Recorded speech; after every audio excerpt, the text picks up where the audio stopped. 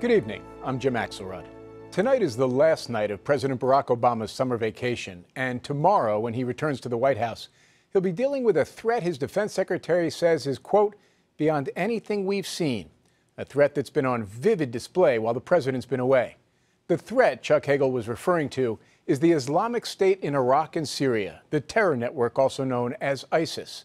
In the 2 weeks since Mr. Obama started his vacation, U.S. drones and fighter jets have conducted at least 94 airstrikes in northern Iraq.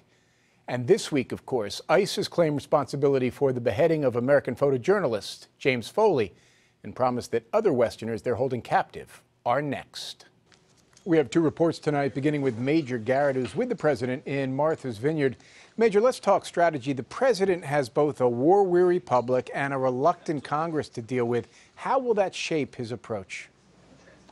Well, the president knows this won't be easy, Jim. The White House strategy now is to first contain and then destroy ISIS. That itself is a big shift. The president said Monday his goal was merely to contain ISIS, and Republicans accused the president of underestimating this threat all along, and that could complicate the White House push for funding and legal authorization if the president decides to move this air war into Syria, which is now under serious consideration.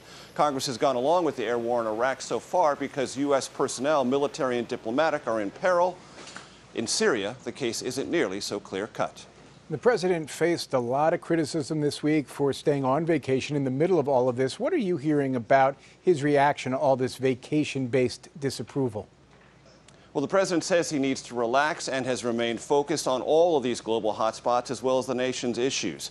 Now, the president will return to Washington facing not only the ISIS threat, but the harsh reality of the first act of ISIS terrorism in the videotaped beheading of James Foley.